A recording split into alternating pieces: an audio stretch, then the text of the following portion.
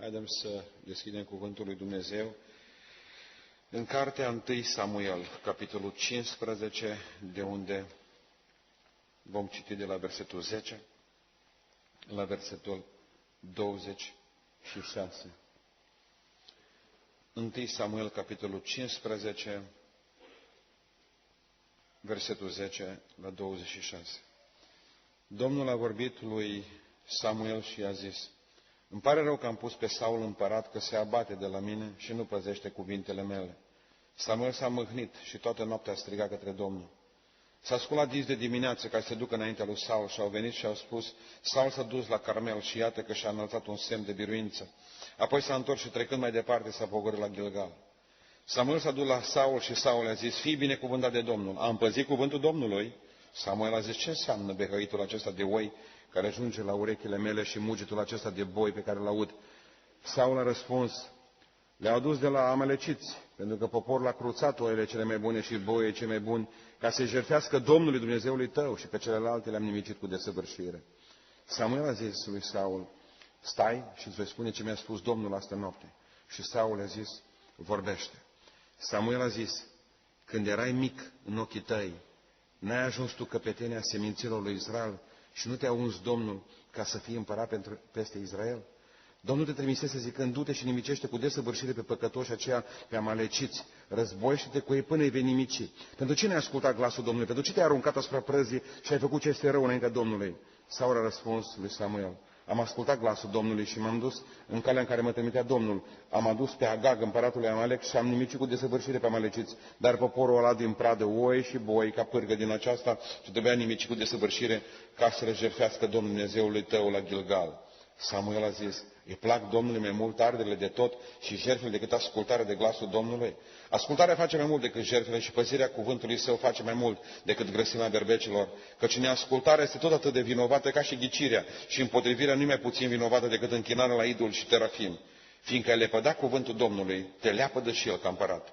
Atunci Saul a zis lui Samuel: am păcătuit căci am călcat porunca Domnului și n-am ascultat cuvintele tale. Mă temeam de popor și am ascultat glasul. Acum te rog, iartă-mi păcatul, întoarce-te cu mine ca să mă închin până la pământ înaintea Domnului. Samuel a zis lui Saul: nu mă voi întoarce cu tine, fiindcă ai lepădat cuvântul Domnului și Domnul te leapădă ca să nu mai fii împărat peste Israel. Amin. Haideți să reocupăm locurile.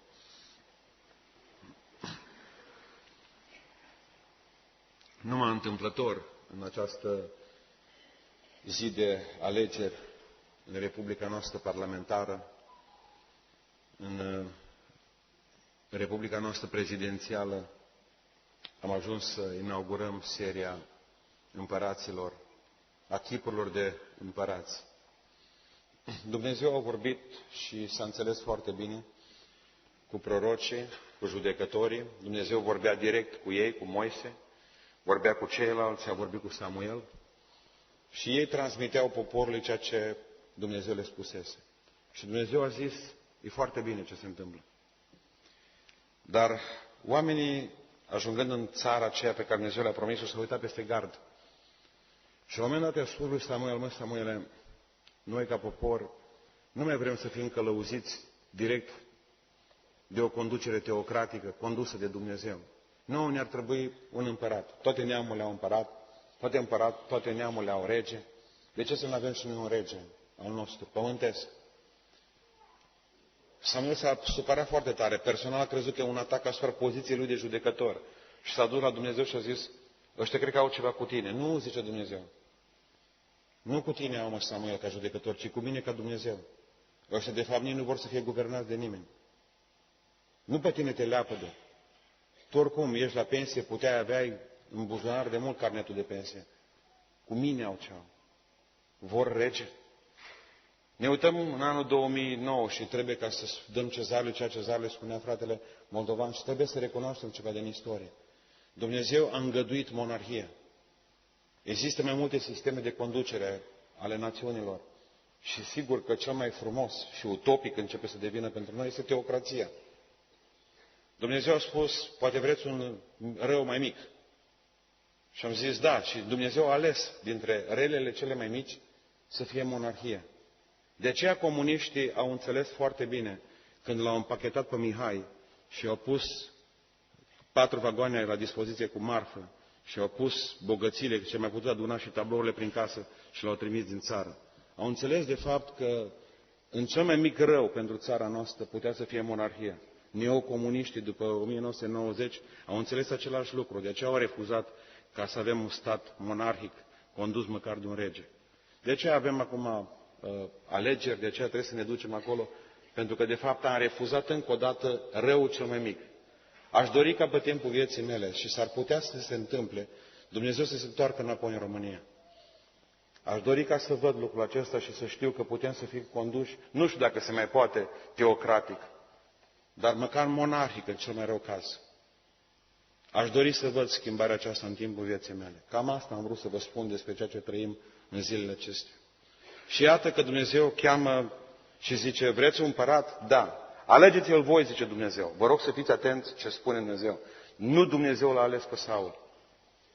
A ales poporul un împărat, a zis cam așa ne trebuie să fie, Dumnezeu a binecuvântat ceea ce a ales poporul. A sfârșit-o rău împăratul ăsta. Primul împărat al lui Israel a sfârșit-o foarte rău. Când putea să o sfârșească foarte bine. N-a fost vina lui Dumnezeu și învățăm și de la oameni care au sfârșit-o rău. Mult învățăm de la ei. Pe piatra de mormânt, pentru că se scrie aici odihnește robul lui Dumnezeu, sau aici a căzut un om la datorie pentru țara lui, aici ai Sfântul Cutare, sau când vii și tu adu-mi ochelarii, sau, depinde ce se scrie pe fiecare mormânt acolo. Dar la el putea să scrie liniștit așa, am lucrat ca un nebun.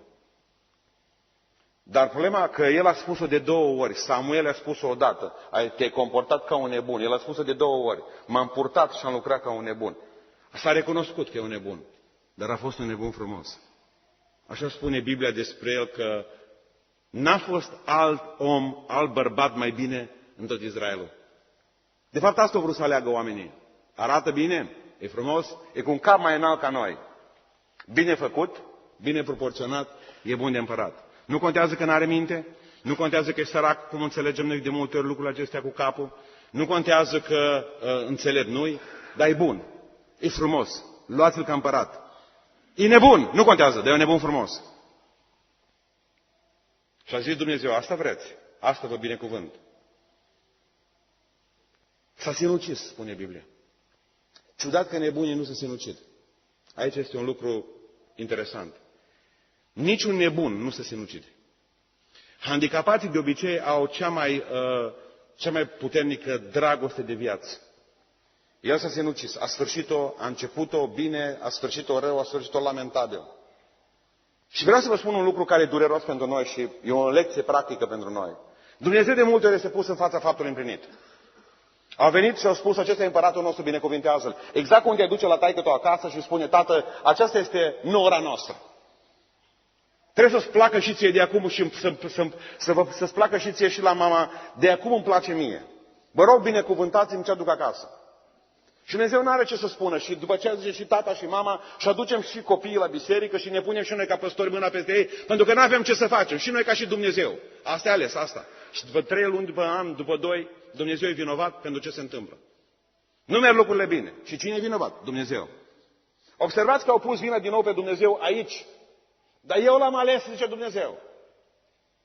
De ce nu aveți discernământ? De ce nu spuneți, Doamne, te-am obligat, te-am pus cu spatele la zid să alegi ceea ce eu am vrut de fapt? Dorința mea a fost, dorința poporului a fost ca să avem un împărat nebun.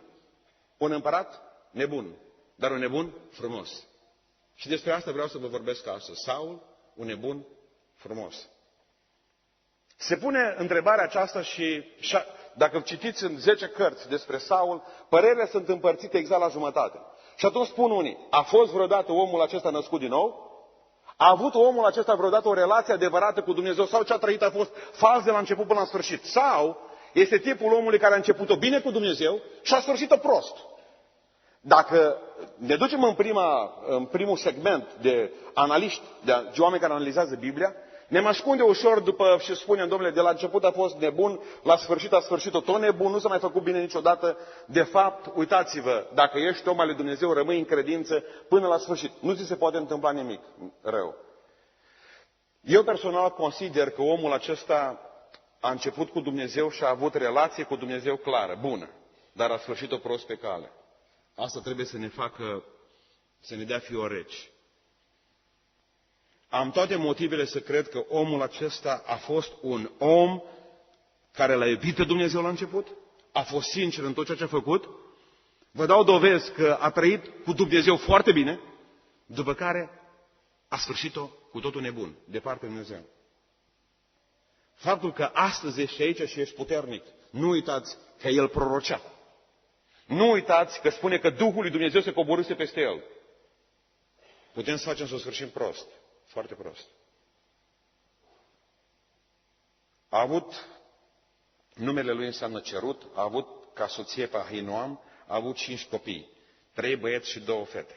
Și a avut o grămadă de calități. Haideți să le trecem ca să vedeți punctele bune ale lui. Mergem în capitolul 10, versetul 26-27. A fost un om cu discernământ. Să vedem și lucrurile bune ale lui Saul.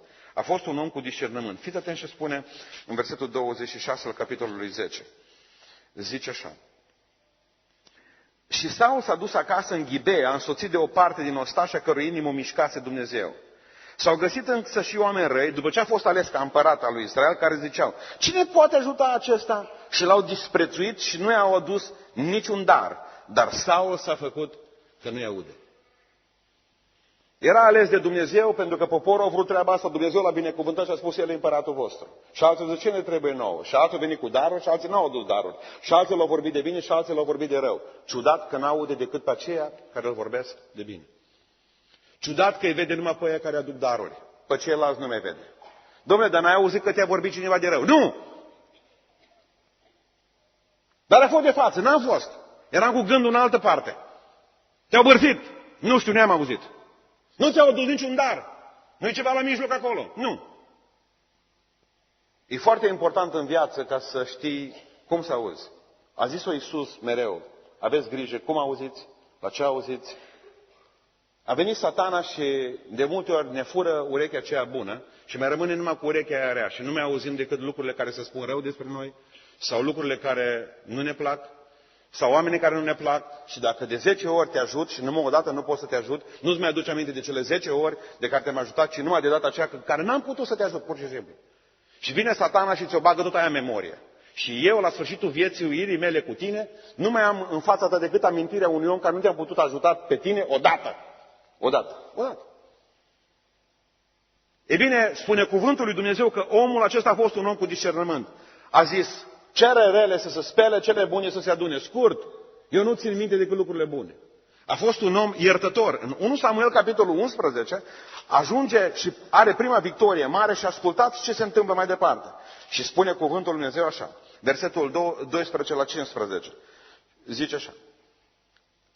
Poporul a spus lui Samuel, cine zicea Saul să domnească peste noi? Dați încoace pe oamenii aceia ca să-i omorâm. Dar Saul a zis, nimeni nu va fi omorât în ziua aceasta, căci astăzi Domnul a dat izbăvire lui Israel. Și Samuel a zis poporului, veniți și să mergem la Gilgal ca să întărim acolo împărăția. Acolo au mâncat, zice, au băut și s-au veselit.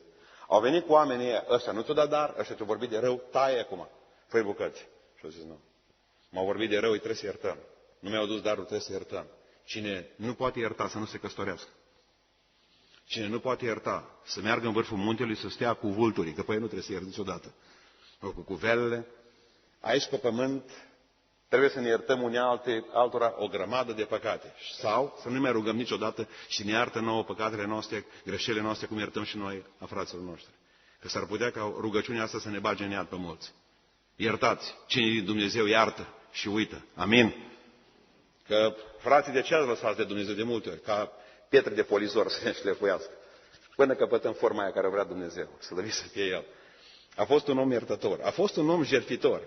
S-a dus, era tânărel. Spune cuvântul Dumnezeu că s-a dus să-și caute măgărițele. În drum au ajuns la proroc. Și atunci, pe vremea aceea, credeau că prorocii îs făcuți pentru a căuta măgărițe sau pentru a căsători pe Alina cu Ghiță. Bun. S-a dus să vadă unde sunt măgărițele lui.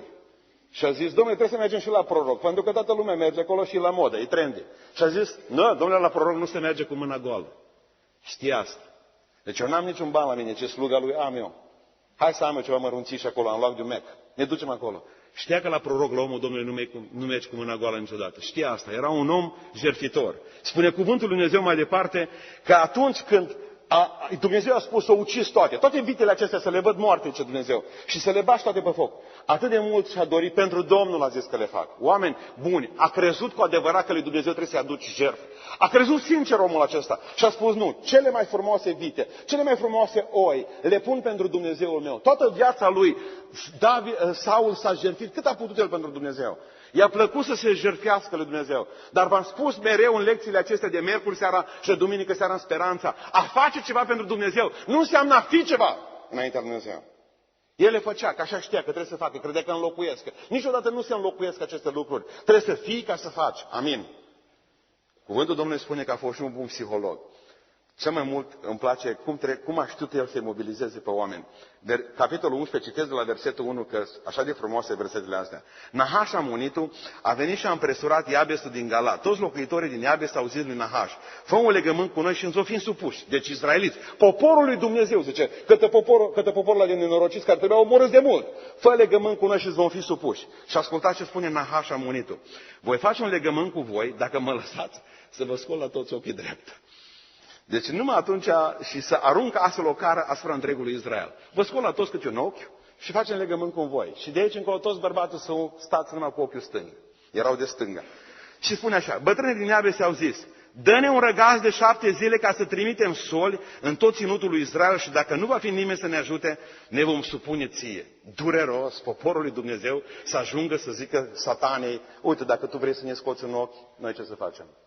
E bine și cu unul, bine că vedem. Scoate-ne. Mai ne mai hotărâm, facem o ședință de comitet, întrebăm.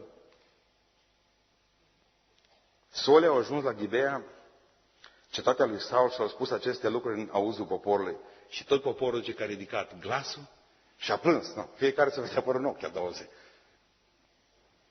Saul tocmai se întorcea de la câmp în urma boilor și a întrebat. Și îmi place de împăratul ăsta, care și mai ară din când în când. Când știi să faci ceva, fă, și dacă ești împărat. La noi este o jurătură națională de mamă să mai lucrezi. Așa se întâmplă, așa consideră tinerii de astăzi. Cel mai mare necaz din lumea asta să te pun ai tăi, cum adică să... Când eram așa de vreo 18 ani, dar probabil că o să le treacă, când eram de 18 ani, noi am avut casa chiar lângă, și avem casa așa cum am sat, chiar lângă linia ferată. Și mă punea tata să sap cu arșeul, cu cazmaua în grădină. Și săpând eu acolo de fiecare dată când trecea trenul pe lângă casa noastră și mă vedeau că eram la 10 metri în grădină, întotdeauna îmi făceam de rând să mă duc să beau apă sau ceva. Dacă este vreo fată în tren și mă vede. Nu, să nu te vadă că lucrezi, că e necaz. Nu știau părinții de ce întotdeauna când auzeam trenul fluierând la Studărici, intram în casă. 10 minute. Și când a auzit, poporul a plâns. Saul tocmai se întorcea de la câmp în urma boilor și a întrebat, ce are poporul de plânge? Și au istorisit și au zis, încă mai putem plânge cu 2 ochi. Nu, cam asta i-a spus, de mâine vom plânge toți cu unul. Și zicea, cum a auzit Saul aceste lucruri, Duhul lui Dumnezeu a venit peste el și s-a mâniat foarte tare. Să vină Duhul lui Dumnezeu peste tine și să te mânii. Da, că există și mânie sfântă. Și s-a mâniat foarte tare. A luat o pereche de boi, i-a tăiat în bucăți și le-a trimis prin soli la tot ținutul Israel. Deci boii lui, 2 și-a luat și i-a tăiat pe toți și după ce i-a tranșat, i-a trimis prin poporul lui Israel și a zis așa, oricine nu va merge după Saul și Samuel, își va vedea boii tăiați la fel. Groza Domnului a apucat pe popor care a pornit ca un singur om. Asta e psihologie pură. Când poporul nu putea, observați că nu s-a sculat la luptă poporul ăsta, nici dacă le scoteau un ochi. Ei nu mai plângeau.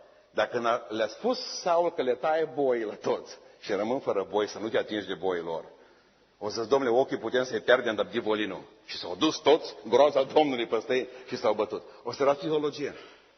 Parcă suntem noi. Și vă spun cu toată durerea și apăsarea. De atâtea ori pierdem o grămadă de lucruri spirituale, dar să nu cumva să ne pierdem boii. Ăștia să rămână. Nu contează că șifonați în credință, nu contează că toată viața noastră stă și ne uităm cu ochii la Dumnezeu, să ne mai dea 50 de sutimi ca să trecem clasa spirituală, dar să nu ne prăpădim voi. Să rămână contul, mașina, să rămână slujbulița, așa cum e de amărâtă cu 7 milioane de lei pe lună, dar să rămână, nu contează că restul spirituale se mai rezolvă, dar la servici, nu știu, de boi să nu te atingi. Și cu asta am terminat. Sunt atâția frați care sunt în stare să facă, uite, 8 ore în biserică. Stăm, frate, și ne rugăm și sunt atât de buni și de hotărâți. Nu, bun, acum zice, după astea 8 ore de rugăciune, hai să ne căutăm și prin buzunare. De boi să nu te atingi. Stai liniștit. Cine i-a pus-o, frate, să facă biserica asta așa mare? Să o plătească acum. Bun. Un bun psiholog, spune cuvântul Domnului că a fost și un bun strateg. Întotdeauna a fost în mijlocul luptei. Exemplu personal, niciodată nu o să-l vedeți pe Saul să nu fie în mijlocul luptei. Nu a fost comandantul care țipă la răcan de șanț, ci a spus întotdeauna după mine, nu Pluton înainte marș. El n-a avut cuvântul înainte marș, mergeți voi că eu mă odihnesc. Nici vorbă, ci întotdeauna a fost în lupta, în fruntea luptei. Dar toate aceste calități frumoase au fost umbrite de defecte extraordinare. Și din păcate viața multora dintre noi, foarte multe calități avem, din păcate prea multe defecte. Și atunci calitățile acelea care le avem sunt nenorocite, cad jos sub preșul defectelor multe pe care le avem. Și ascultați câteva defecte. Frică. A fost un om fricos. S-a răsturnat carul cu frică în fața lui. Când a trebuit să fie pus împărat în Israel, spune cuvântul lui Dumnezeu că s-a ascuns printre vase. Așa de bine s-a ascuns printre blide că au trebuit să-l caute cu prorocii. Au întrebat pe Domnul, unde-i Saul? Și au zis, între vase. Când a fost cu Goliat, a fost un episod acolo cu David cu Goliat, Saul stătea nenorocit de frică în șanță. N-a fost în stare să se bată cu Goliat, deși Goliat în fiecare zi blestema pe Dumnezeul lui Israel. Nu s-a frământat. Frica. Și unul dintre paradoxurile noastre de creștini este acesta că Dumnezeu, deși ne spune mereu îndrăzniți, eu am biruit lumea, nouă ne este frică. Ne este frică de Satana, ne este frică de ziua de mâine, ne este frică de sănătate dacă o să mai avem, ne cuprinde câteodată frica care paralizează. Saul de foarte multe ori, din cauza fricii, n-a mai făcut nimic. Un om care atunci când se pornea și când groaza Domnului urma peste popor și când Duhul Domnului venea peste el și se mânia și lua sabia în mână, tot poporul era cu el. Dar observați că de cele mai multe ori era paralizat de frică. Spune cuvântul Domnului că era nerăbdător. A zis Samuel, trebuie să mă aștepți să duc jertfă. Mă aștepți. Filistenii veneau în țară. Au auzit rapoarte că deja îi ucideau copiii, femeile. Și Samuel nu mai venea să aducă jertfă înaintea Domnului. Și a spus, nu se poate. O aduc eu atunci. Spunea Sfânta Scriptură că prin răbdarea voastră vă veți câștiga ce? Sufletele. Eu am crezut că totdeauna sufletele noastre le câștigă Dumnezeu. Dar ce Dumnezeu eu le câștig, dar prin răbdarea voastră. Am vrea spiritual să creștem ca tot frumos. Într-o zi, ca alți ani în 7. Nu există șorcaturi în pocăință. Trebuie să treci pe aici. Cu toți am trecut pe aici. Există clasa 1 și clasa 2 și clasa 3 până ajungi să absolvi această școală și să-ți dai seama că trebuie să o iei de la început. Că n-ai știut nimic. Asta e pocăința. Dragilor, răbdarea trebuie să ai cu soțul acasă, trebuie să ai răbdare cu copiii, trebuie să ai răbdare cu soția, trebuie să ai răbdare cu părinții, trebuie să avem răbdare unii cu alții, trebuie să avem răbdare cu creșterea noastră spirituală, trebuie să fim răbdători unii cu alții, nu avem voie să ne sară muștarul una-două. A fost pripit, a vorbit și totdeauna a vorbit și apoi a gândit. A zis, nimeni nu mănâncă. Și a spus Ionatan în felul acesta, tată, tu distrugi poporul ăsta, ne duci la luptă și ne spui să nu mâncăm, să postim astăzi. El n-a știut, Ionatan, și a luat o bucată de miere în gură și Saul a blestemat, a zis așa, blestem pe tot acela care mănâncă astăzi. Păi dacă ne duci la luptă, nu ne lăsa să stăm nenorociți și de foame. Și s-a pripit, a vorbit repede. Zice, și dacă e fiul meu, la moarte cu el. Și era să-și aducă copilul jertfă, cum a făcut-o Iefta mai târziu, din cauza unui cuvânt pripit. Întotdeauna analizează când îți iese ceva de pe gură, să zic sau să nu zic. Sau să mai aștept sau să nu mai aștept. De multe ori Dumnezeu zice, nu acum. De multe ori Dumnezeu zice nu. De multe ori Dumnezeu zice acum, dă-i drumul. E bine să distingi vocea lui Dumnezeu. A pleca mai repede decât vrea Dumnezeu pe drum e o nenorocire. Nu puteți sări trepțile vieții voastre două câte două. Trebuie să merge pe fiecare treaptă. Coborârea se face pe balustradă în cap, în jos spiritual. Dar de urcat urcăm treaptă după treaptă. Și în aceste seri de miercuri și de duminică urcăm. Dar este nesemnificativ. Și când o să vă dați seama că ați crescut, privind capătul și sfârșitul, începutul și sfârșitul. Atunci vă dați seama că s-a crescut. Dacă îți privești copilul în fiecare zi acasă, nu dai seama că a crescut. Dar dacă vine o mătușă de-a copilului, care n-a fost de 3 ani sau de 2 ani sau de 1 an la voi acasă, și ce-a crescut ăsta? Dar tu nu-ți dai seama. Tu te-ai obișnuit cu creșterea. E bine, în această seară doresc ca poporul Domnului să fie un popor cu răbdare. Amin. Nu și-a cunoscut limitările. El a fost împărat. Dumnezeu a spus, tu ești împărat. Preotul Samuel. El aduce jertfa. Tu dai cu sabia. El a luat sabia de împărat și a tranșat bivolul ăla și l-a pus pe altar. Și ce faci? Tu nu ești preot. Tu nu aveai voie să te pui pe scaunul lui Dumnezeu. Dumnezeu așează pe scaunul acesta. Într-adevăr, să dau mulți astăzi preoți și pastori. Nu Dumnezeu i-a pus pe toți. Ce-i drept. Dar tu ești împărat. Ție să-ți ajungă atâta. Amin. Ție să-ți ajungă că ești om de afaceri. Nu trebuie să fii și popă. Amin. Trebuie să-ți ajungă și faptul că ești un mare cântăreț. Nu trebuie să fii popă. Amin. Ție să ajunge că ești popă. Nu trebuie să fii și om de afaceri. Amin. Observați că fiecare trebuie să ne cunoaștem rolul. Și nu și-l-a cunoscut pe al lui niciodată. El a zis că dacă are sabie și poporii se închină, poate ca să ia și închinarea aceasta care numai spiritual putem să o găsim în Dumnezeu. Dom'le, eu fac. Sabia asta e bună să tai gâtul filisteanului, nu să tranșezi tu sabia. El, Samuel, are altă sabie pentru asta. El e preot. El are puterea Dumnezeu dată acolo. Spune că Dumnezeu mai departe că a fost invidios. A fost invidios. A auzit un cântec într-o zi. David ucidea oameni. Și la un moment dat a auzit un cântec. Că și femeile astea cântă niște cântece de multe ori care să ne bage în groază de multe ori. Și invidia asta și răutatea și mai aruncă niște benzină pe foc. Și spune, uitați-vă la Saul care a bătut miile lui. Și David care a bătut zecile lui de mii. Și s-a negrit ăsta. Cine e copilul ăsta și cine sunt cântărețele astea de-i cântă lui cântarea aceasta?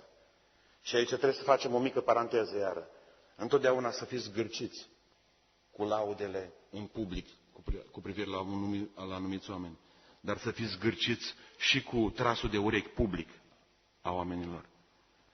Există lucruri care trebuie să le spui personal, pentru că sunt lucruri care unii le pot duce și alții nu le pot duce. Amin. Spune cuvântul Domnului că a fost foarte invidios. A fost în stare să-l ucidă pe David din cauza faptului că l-a considerat un pretendent la cântecele femeilor. Neascultător de cuvântul lui Dumnezeu. I-a spus Dumnezeu, uciți tot. Pe Agag, uciți și animalele. Și el vine și l aduce pe Agag acolo să-l împăieze. Nu știu ce să facă cu el. Împăratul amaleciților. Și ce a văzut Dumnezeu? Și ce a văzut Dumnezeu când a zis, ce caută ăsta viu mai aici? Agagitul, ce caută aici Agag? De ce nu-l ucideți? Păi ce Samuel o fi zis, sau Domnul au zis, ăsta e împărat ca mine. Dar nu se merită să ne ucidem între noi. Și a venit Samuel și a zis, ia dă tu sabia încoace. De ce l-a ucis Samuel pe Agag? Dumnezeu vedea, fraților, în viitor. Dumneavoastră ați auzit de Ester, ați auzit. Știți că evreii au o sărbătoare în care recunosc că Dumnezeu i-a scăpat pe ei. Așa, printr-o minune, a fost în cumpenă. Cât o spânzurătoare a fost toată viața lor acolo. Erau să fie uciși cu toții că erau robi. Știți cine era comandantul ucigașilor lui Israel? Unul numit Haman. Știți cum îl mai numeau? Haman Agagitul, din neamul lui Agag. Dumnezeu vedea cu 500 de ani după. Dacă nu-l ucidem pe ăsta, așa vor fi cineva care vrea să vă radă pe voi ca tot poporul. Ce frumoasă idee asta. Ce frumoasă idee. Adică să vezi că după 500 de ani, Dumnezeu vede peste 500 de ani încolo. Și spune, ucideți toți, că dacă nu vă ucide pe voi. Aici e luptă. Care pe care spirituală. Satana nu ia prizonier niciodată. Nici nu trebuie să fim buni cu diavolul. Doamne, ajută-ne să fim răi cu el. Amin. Să nu-i dăm nimic. A fost orbit de putere. Până a fost, iubiților, până a fost cu Dumnezeu, până a fost copilul ăla simplu, cu măgărițele, căutându-le pe la proroci pe acolo. E atât de frumos e Saul al nostru. Atâta bunătate găsiți în omul acesta și parcă copilărie găsiți în el. Știți când s-a schimbat? În ziua în care l-a făcut rege, împărat. Nu știu dacă poate să spună cineva mai bine decât mine de tac. Dacă vrei ca să cunoști un om, fă-l șef. Dacă vrei să cunoști un om bine, fă-l șef. Prietenii știu de ce. Nu toată lumea poate duce. Nu toată lumea. Din clipa aceea omul se schimbă. Spunea un alt prieten de meu, dacă vrei ca să se schimbe un om, pune între tine și el o masă de 1 metru. Numit birou, masă. Dintr-o dată schimbă și vocea, parcă e o fată de 16 ani când atinge telefonul. A fost lipsit de sentimente. Asta mă deranjează complet la el. A avut 2 fete acasă.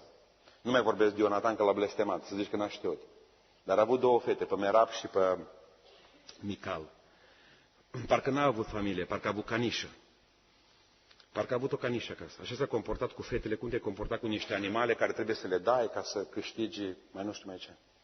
A zis, eu dau pe Merab lui David ca să am relații bune cu el. Și după ce a zis, îți place de Merab? Da, îmi place foarte tare. Vrei să te căsătorești cu ea? Da, vreau să mă căsătoresc cu ea. Nu, foarte bine, că o dau la altă atunci. Asta a făcut cu David. Înainte cu o săptămână de ziua anunții, și-a luat fata și a dat-o la altul. Ăla dă mai bine, mai mult. După aceea a zis, îți place de Mical? Ce să fac acum? Îmi place. Nu iau. Îi place de tine. Vrei să fii ginele meu? Da, dar cine îs eu, cioban, ca să ajung ginele împăratului? Și dacă eu dădea, după ce o rezolvau ăștia cu un ochi scos, o lua oricum, numai să fie ginele împăratului. N-avea probleme. Observați cum se comportă Saul în casa lui. Nimic iubire, nimic dragoste, nimic sentiment. O zis, tu te măriți cu ăla, tu te măriți cu celălalt. Combinații de N luate câte capă. N-a avut familie. A avut doar niște oameni pe care trebuie și niște fete pe care trebuie să le măriți, niște băieți pe care trebuie să îi faci să gândească cum gândești tu, neapărat. O zis, eu sunt dușmanul lui David, i-a spus lui Ionatan, tu să fii dușman cu el, nu pot, tată. Și vine să te ucid. A vrut să-și ucidă fiul pentru că a avut și o altă dragoste. Ce putem învăța de la omul acesta? Vreau să spun câteva lucruri. Ce putem învăța de la Saul? Că ungerea divină trebuie menținută prin viață sfântă. Astfel se ia de la noi. Repet. Ungerea divină trebuie menținută printr-o viață sfântă. Astfel se ia de la noi. Dumnezeu vine și zice, îmi place de tine. Și Dumnezeu vine și stoarnă unde lemnul Duhului Sfânt pe cap și face din tine un slujitor al Lui. Tu ești obligat să trăiești o viață sfântă, pentru că Dumnezeu ce-a pus, poate să-și ia. Vreau să fiu cinstit cu dumneavoastră, nu vreau să lezez sentimentele nimănui. Sunt atâția oameni căzuți care vin la mine și spun că ei mai au încă vorbire în alte limbi. Nu mai aveți nimic, mă, fraților. Da, absolut nimic. Ei sunt căzuți și stau în păcat, dar ei mai au botezul cu Duhul Sfânt. Nu mai aveți. S-a dus. Dacă l-ați avut vreodată, s-a dus. Dumnezeu când vine, vine tot Dumnezeu pentru că e persoană și când pleacă, pleacă tot Dumnezeu. Dumnezeu nu rămâne 20% în noi, mă, fraților. Dumnezeu e persoană, nu mai blasfemiați. Dumnezeu nu este ceva lichid care îl băgăm într-un pahar, paharul meu este plin de dă peste el. Dumnezeu când vine tot odată și când pleacă, pleacă tot odată. Sfânta Treime coboară în noi în ziua nașterii din nou și când pleacă Dumnezeu, pleacă cu totul de la noi, cu bagaje, cu tot. Nu mai aveți nimic, poate că purtați un nume de pentecostal sau de ortodox sau de baptist, Dumnezeu când vine, vine tot, ungerea Lui o dă, după ce o ia. Nu vă jucați cu Dumnezeu. Când vorbim despre mântuire, când un om își pierde mântuirea, își pierde și slujirea. Dumnezeu nu mai lasă slujitori de ai Lui și nu mai recunoaște fără mântuire. Spunea un pastor american, am predicat 14 ani Evanghelia fără să-L fi cunoscut pe Dumnezeu. Biblia zice că după roade veți cunoaște. Nu știu câți s-o fi pocăit la predicile Lui. Al doilea lucru care vreau să vi-l spun, ce putem învăța de la Saul, este că obsesia aparențelor ne poate să fie fatală. Care au fost valorile lui Saul în viață? Frumusețe? A fost înalt. Alegeți-l pe înalt. Îmi place de el. Dragoste la prima vedere. Dintr-o dată l-ai văzut pe trecerea de pietoni, ți s-au aprins beculețele, inima a sărit într-o ureche și gata, ai zis, plecând într-un picior acasă, el este. Ce ai văzut? Ce a văzut poporul la Saul? Un om înalt și frumos. Valori pur omenești. Valori pur omenești. Ia-l că e frumos, dă bine. Cu el faci treabă bună. E arătos. Nu ți-e rușine când ești cu el pe corsă. Nu. A crescut zicând că e mai important. Așa a crescut omul acesta. A crezut că că e mai important cum arăți în fața oamenilor decât al lui Dumnezeu. Și fiți atenți ce spune în 15:30. Mergeți cu mine, cearta aia cu Samuel. Te-a lepădat Dumnezeu, zice Samuel. Cel ce are tăria lui Israel spune mai departe, nu minte și nu se căiește, căci nu este un om care ți-i pară rău. De 5 ori îi spune Saul, tu, zice Samuel, tu ești lepădat, mai Saul, nu mai veni după mine. Îl trage de haine, rupe haina lui Samuel și spune, așa cum s-a rupt haina mea de pe mine, să va rupe și împărăția ta. Și fiți atenți și spune mai departe. Versetul 30, Saul a zis, iarăși, am păcătuit. Recunosc că sunt un păcătos, că sunt un gunoi, dar... Zice, acum te rog, cinstește-mă în fața bătrânilor poporului meu și în fața lui Israel. Întoarce-te cu mine ca să mă închin înaintea Domnului Dumnezeului tău. Cinstește-mă în fața lor. Eu știu că Dumnezeu m-a lepădat. Dar tu nu le spune oamenilor asta. Vino lângă mine ca și proroc al Domnului, ca și judecător, ca să vadă toți că eu încă mai sunt împărat. Împăratul cui? Împăratul cui? Pe tine nu te interesează când spune Dumnezeu că te-a lepădat să cazi în genunchi jos. Să spui, Doamne, sunt un om păcătos. Ce mai caut eu să arăt bine în fața oamenilor când eu sunt căzut în fața ta? Când eu mă duc în iad? Ce mai contează ce zic oamenii și despre mine? Domnule, a fost un împărat bun. Samuel, nu mai vreau să mă plec nicăieri. Du-te singur. Și ce să le spui oamenilor? Să le spui, împăratul vostru e căzut, e pe genunchi, să pocăiască în odăița lui. Asta trebuia să o facă. Nu vreau să mă mai arăt la nimeni. Ia și corona, ia și sabia, ia și tot ce am eu. Pentru că vreau să ajung în cer. Dumnezeu se va întoarce iarăși la mine. Ce să ne arătăm că suntem grozavi? Gata, ai pus un batic, te-ai îmbrăcat bine, știi versete, dă bine să venim la biserică. Dar nu recunoaștem păcatul acesta. Eram o dată la întrunirea noastră de tineret. I-am întrebat cu un anumit păcat specific. 27 s-au scris cu păcatul acela. Când am văzut că sunt atâția în sală, le-am zis așa, oameni buni, Duhul lui Dumnezeu ne spune să ieșiți în față ăștia 27, care mi-a scris biletul, ca să ne rugăm pentru voi. Pentru că Dumnezeu vrea să vă elibereze astăzi, în seara asta. Niciunul nu a ieșit afară. De ce? De rușine.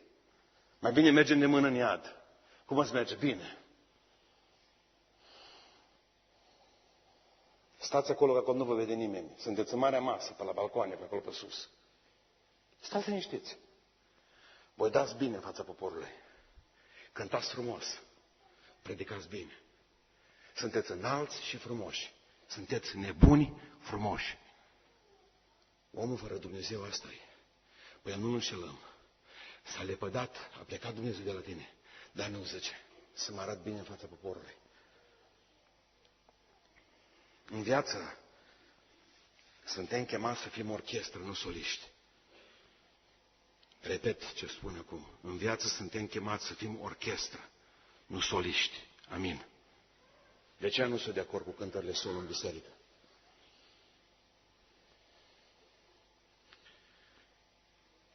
Vreau să vă spun un lucru. Dacă nu știm să lucrăm în echipă, dacă nu știm să lucrăm împreună, fiți atenți ce face Dumnezeu. Saul, un împărat al lui Israel, fără minte, multă, înalt și frumos, dar un bun strateg. David, un om care nu era așa de bun strateg, dar în schimb avea poporul de partea lui și putea să-i ducă în luptă și a fost general, ministru apărării lui Saul la un moment dat. Și Saul l-a detronat și l-a pus numai peste 1000 de oameni, spune cuvântul Dumnezeu. Ei doi erau chemați să lucreze în echipă, fraților. Dumnezeu nu mai avea varianta B dacă David se alinia lângă Saul și Saul nu mai dădea cu sulița și nu mai e nebunea, că avea nevoie de un spirit tânăr, de un om care să știe, un om deștept, un om care să atace puternic. Avea nevoie de un centru înaintaș. Băieții mă înțeleg acum. Când el stătea numai în apărare și încerca să tragă cu mingea în plop, că îi convenea rezultatul ăsta, avea nevoie de un atacant. Ei erau făcuți să lucreze în echipă, n-a vrut, niciodată. A zis, eu să fiu împăratul lui Saul și femeile alea lui Israel și femeile astea să încânte numai mie cântarea aia, numai mie. Și asta să moară. Și să rămân eu cu miile mele, nu cu zecile mele de mii. Observați ce gândire. În viață suntem chemați să fim orchestră, nu soliști. Spunea Sfântul Apostol Pavel, eu, zice, am sădit. Apollo a udat, dar Dumnezeu a făcut să crească. Eu predic, voi cântați, ceilalți se roagă, ceilalți dăruiesc. Împreună suntem o forță. Cei sunt administrativ, ușierii sunt acolo, parcarea ne este păzită, fiecare are slujbă înainte de Dumnezeu. Mâine dimineață știm ce facem, grupele de rugăciune, lunea seara ne ducem la rugăciune. Toți suntem importanți în ochiul Dumnezeu, dar nu putem reuși decât împreună. Suntem chemați să fim orchestre, nu soliști. Amin? Asta n-a învățat-o Saul. N-a știut niciodată. În viață ai numai ceea ce și seceri, numai ceea ce semeni întotdeauna. A semănat în casa lui dezastru. Fetele și le-a mărit acum. Pe Ionatan l-a blestemat și a pierdut totul. I-a lăsat în viață pe Amalecit și cine l-a omorât până la urmă. Nici măcar să sinucidă bine și a vrut să-și facă sepucul. N-a reușit. Știți cine l-a ucis până la urmă? Unul pe care l-a lăsat să trăiască, un Amalecit. Că pe cine nu lasă moară, nu te lasă să trăiești. Scurt. A zis, nu ucizi. A zis, Dumnezeu știe așa asta. Lasă că pe tine tot un Amalecit o să te ucidă până la capăt, o să stai capul. Că încă mai este sânge în tine, încă mai este viață în tine. Nu te juca cu focul, că te ars întotdeauna. A ajuns să întrebe morții și nu mai repet ceea ce am spus data trecută. Și a ucis preoții din Nob, ridicând mâna împotriva unșilor lui Dumnezeu. L-au ajutat pe David și a ucis pe toți. Că nu se face așa, mă, oameni buni. Nu se face așa. Democrația din biserică, la un moment dat, ne duce acolo în starea aceasta, încât nu mai știm la un moment dat cine ne este preotul, cine ne este pastorul. Oameni buni, când te deparți de Domnul, starea ta se face mai rea ca cea de dinainte de 100 de ori. Aici să știți, spune cuvântul Domnului, că un duh rău venit de la Dumnezeu îl muncea puternic. Un duh rău venit de la Dumnezeu îl muncea puternic. Lăsat, îngăduit este cuvântul de la Dumnezeu. Duhul lui Dumnezeu a plecat de la el. Dumneavoastră să știți că noi nu suntem o casă goală niciodată.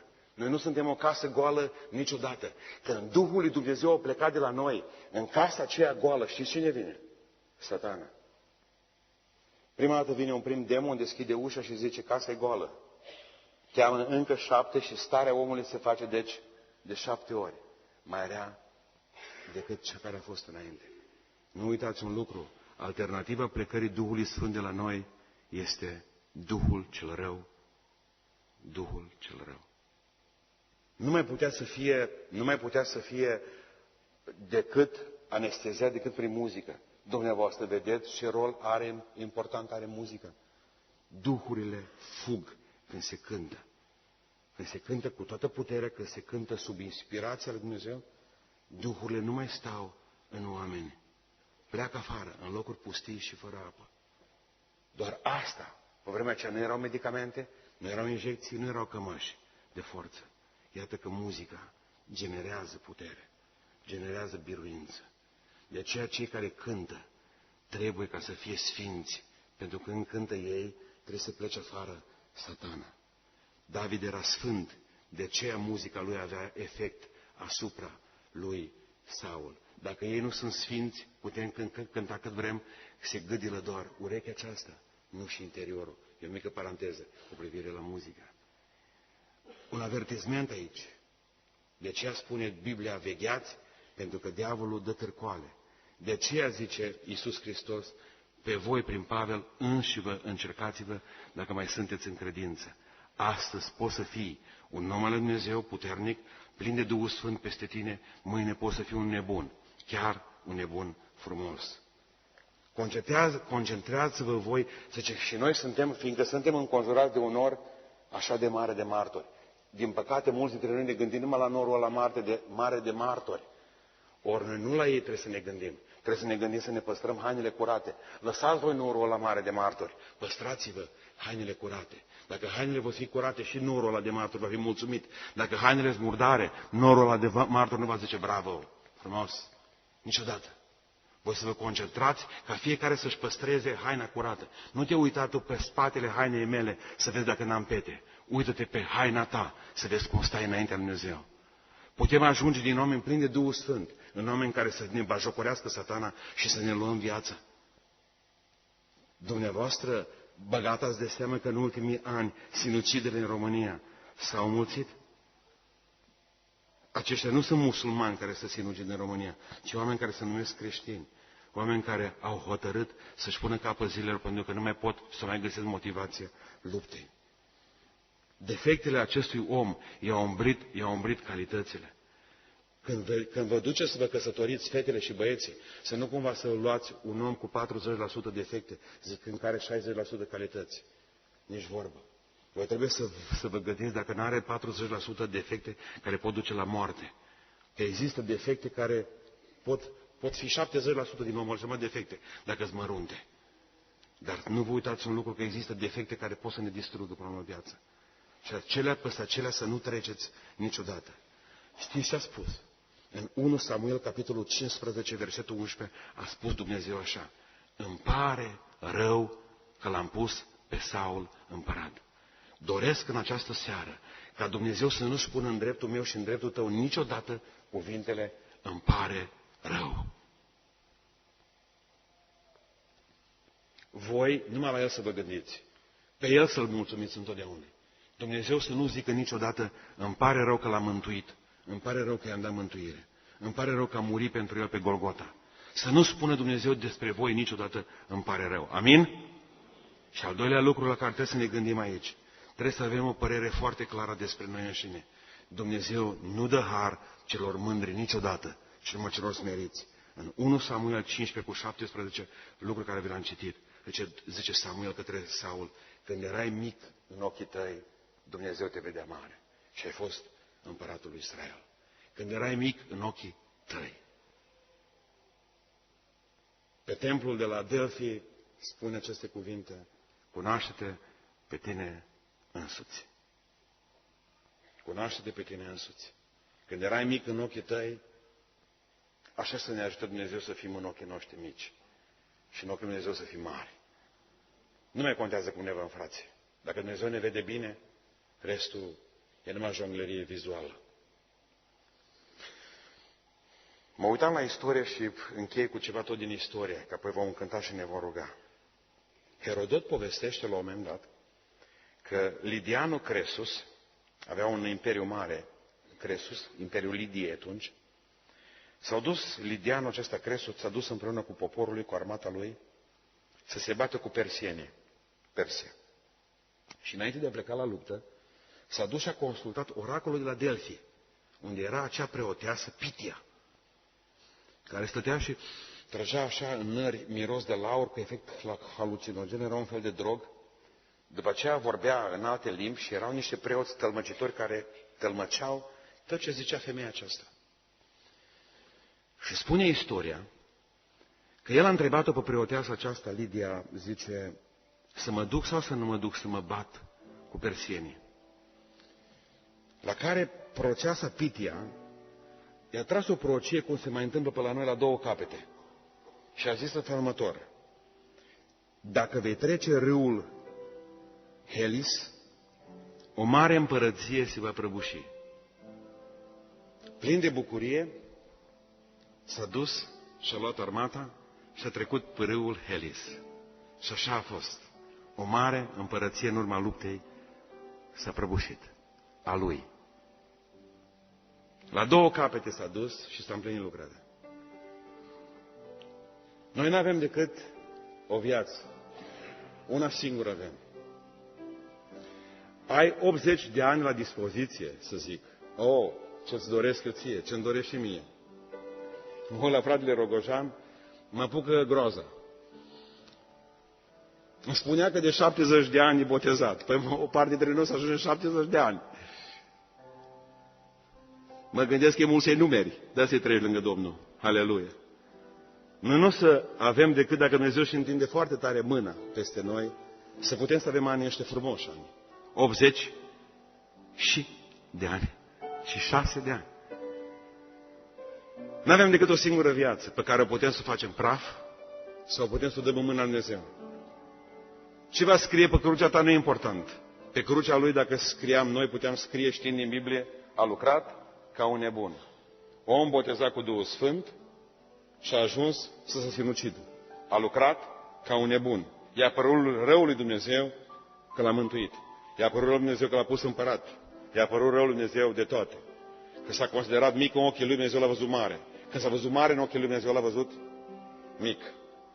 Ce vei zice în seara aceasta? Știți ce trebuie să zicem? Doamne, ajută-mă să sfârșesc cu Tine. Nu să încep numai cu Tine.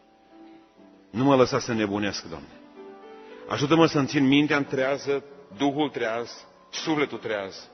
Ajută-mă, Doamne, ca să Te iubesc toată viața mea. Nu lăsa ca Duhul Tău cel Sfânt să plece de la mine. Nu lua de la mine Duhul Tău cel Sfânt, Doamne. Dacă pleci Tu de la mine, vine Satana, casa e goală, și intră el și mă apuc să beau iarăși, să fumez, să-mi bat soția, să-mi mișel soțul. să răgnesc la oamenii pe care am pe lângă mine și starea mea să face de 7 ori mai rea. Nu vă grăbiți cu botezul. Nu uitați că veniți cu un legământ înaintea lui Dumnezeu. Analizați bine dacă aveți cu ce-l duce până la capăt legământul acesta. Nu vă grăbiți. Un om care încheie legământ cu Dumnezeu și apoi se duce înapoi în lume. Starea acestui om este de 7 ori mai rea decât aia care a fost înainte. Ajunge să-i să cânte și să nu mai reacționeze nimic, nici măcar ca Saul. Ajunge să fie nebun. Chiar dacă e un nebun frumos. Lumea va vedea că ești frumos. Dumnezeu va zice, ești nebun. Dumnezeu vrea să spună, treci râul și o mare împărăție se va prăbuși la botez. Împărăția diavolului, nu împărăția lui Dumnezeu niciodată. Dumnezeul nostru nu-i cresus să piardă vreo bătălie. Cu Dumnezeu toate victoriile, toate bătăliile sunt victorii. Amin? Așa să nu uitați. Muzica are importanță. Lăsați să cânte inima în voi în fiecare zi. Când voi cântați, când fluierați acasă, când cântați în tot apartamentul, Dumnezeu este acela care e proslăvit. Diavolul nu stă într-un loc unde se cântă. Niciodată. Atunci când cântați spre Dumnezeu, îl dați pe diavol afară. Cântați cu toată biserica. Cântați în așa fel încât să crape păreții ăștia. Îi mai facem odată. Dar să știm că au crăpat de bucuria închinării. Amin? Ne rugăm ca Dumnezeu să binecuvânteze viața noastră cu un sfârșit frumos.